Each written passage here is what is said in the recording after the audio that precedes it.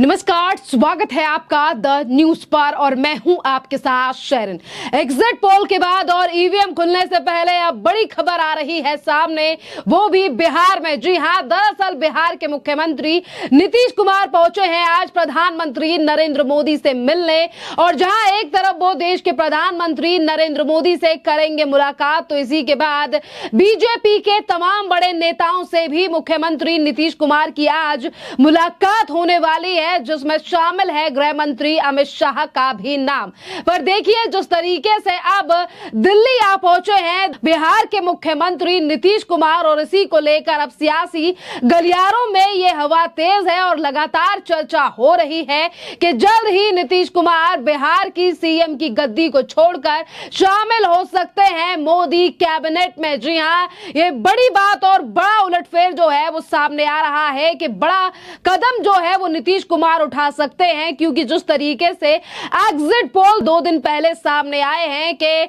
मोदी सरकार 2014 और 2019 के मुकाबले ज्यादा सीटें लेती हुई जो है वो इस बार 2024 के लोकसभा चुनाव में एग्जिट पोल के अनुसार दिख रही है। और यही सवाल जब नीतीश कुमार से पूछा गया तो उन्होंने कहा कि सरकार तो बननी थी और सरकार बन भी रही है। और अभी देखिए 24 घंटों से भी कम का समय रह गया है जब ईवीएम का ढक्कन जो है वो खुल जाएगा और शुरू हो जाएगी वोटों की काउंटिंग। पर उससे पहले ही ये बड़ी बात सामने आना कि नीतीश कुमार जल्द ही बिहार के मुख्यमंत्री के पद से इस्तीफा देकर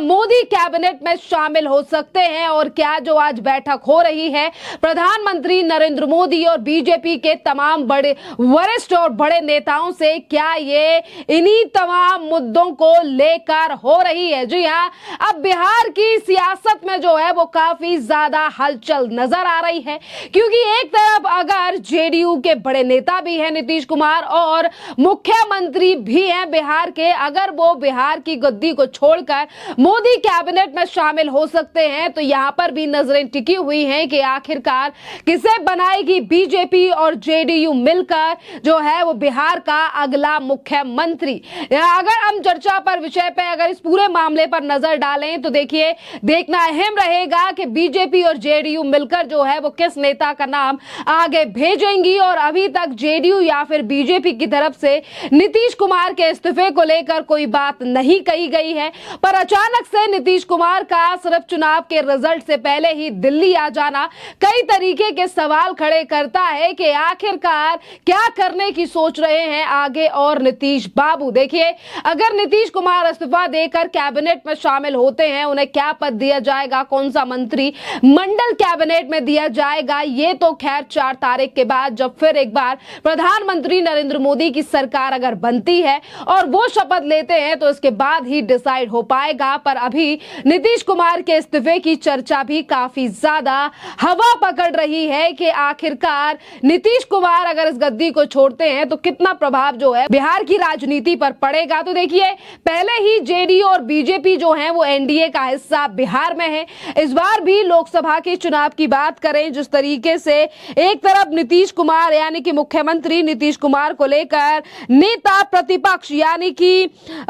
तेजस्वी यादव जो है वो लगातार अनर्गल बयानबाजी दे रहे हैं। ये तक कह रहे हैं कि इन दिनों जो है वो नीतीश कुमार एनडीए में खुश नहीं दिखाई दे रहे। पर इसी टाइम पर जब मुख्यमंत्री नीतीश कुमार प्रधानमंत्री नरेंद्र मोदी से मिलने गए हैं, तस्वीरों में आप देख सकते हैं कि नीतीश कुमार के चेहरे पर कोई भी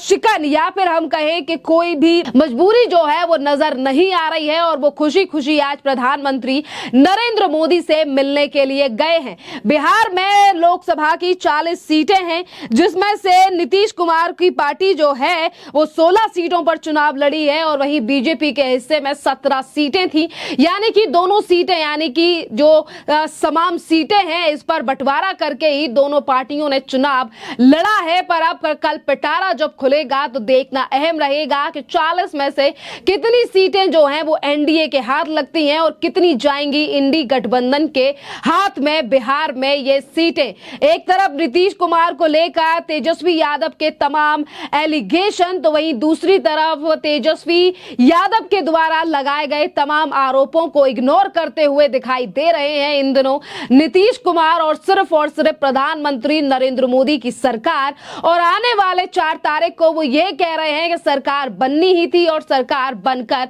भी रहेगी, यानी कि सीधा दावा जो है वो एग्जिट पोल के बाद नीतीश कुमार ने कर दिया है। अब देखना अहम रहेगा कि अभी तो नीतीश कुमार देश के प्रधानमंत्री नरेंद्र मोदी से मिलने के लिए दिल्ली पहुंच चुके हैं। अब वो प्रधानमंत्री के आवास यानी कि पीएमओ भी पहुंच चुके हैं, प्रधानमंत्री के कार्यालय पहुंच चुके हैं सीएम नीतीश कुमार। देखना अहम रहेगा कि ये बैठक जो है वो कितने देर चलती है, और जब नीतीश कुमार बैठक से बाहर आएंगे तो पता चलेगा कि आखिरकार किन किन मुद्दों को लेकर जो है वो नीतीश कुमार और प्रधानमंत्री नरेंद्र मोदी के बीच में बात हुई है। खैर, अगर सूत्रों के हवाले से जो जानकारी सामने आ रही है इस पर बात करें तो नीतीश कुमार का ये प्रोग्राम जो है वो पहले से ही तय था कि सीएम नीतीश कुमार जो है वो 2 तारीख को दिल्ली आएंगे और प्रधानमंत्री नरेंद्र मोदी और बीजेपी के तमाम वरिष्ठ नेताओं से मुलाकात जो है वो करेंगे, और शायद आने वाली 4 तारीख यानी कि जिस दिन होगी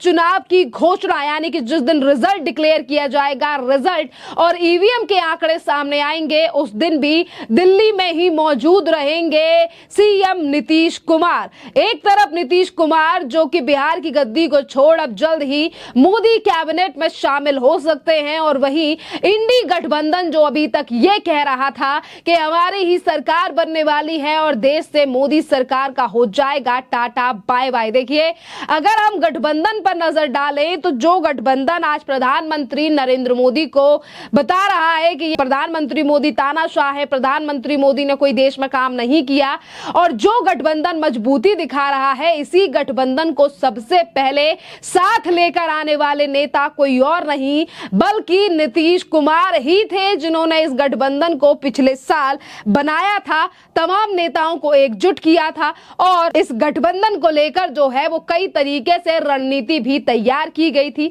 पर जैसे ही गठबंधन को लेकर 2 से 3 बैठकें हुई, नीतीश कुमार ने इंडी गठबंधन से मुंह फेर फिर एक बार एनडीए से जो है वो नाता जोड़ लिया, और आज वही नीतीश कुमार ये कह रहे हैं कि बीजेपी को तो जीतना ही था, प्रधानमंत्री नरेंद्र मोदी को तो प्रधानमंत्री बनना ही था, ये तो हमें पहले से ही पता था। जिसको लेकर अब ये कहा जा रहा है कि काफी ज्यादा राजनीति के जानकार हैं नीतीश कुमार, और इसीलिए समय रहते ही उन्होंने सेफ नाव पकड़ ली, और वो था एनडीए का दामन, क्योंकि अब फिर एक बार 3.0 में मोदी सरकार जो है वो वापसी करने जा रही है। क्योंकि देखिए, तमाम एग्जिट पोल जो है वो 1 तारीख की शाम को आए, और जिस तरीके से एग्जिट पोल्स के आंकड़े रहे, किसी भी चैनल, वेबसाइट या फिर जो भी एग्जिट पोल 1 तारीख की शाम को सामने आए, उसमें हर जगह पर जो है वो प्रधानमंत्री नरेंद्र मोदी की वापसी जो है वो दिखाई गई। चाहे किसी चैनल पर कम का मार्जिन रहा हो, कम सीटें रही हो, और कहीं पर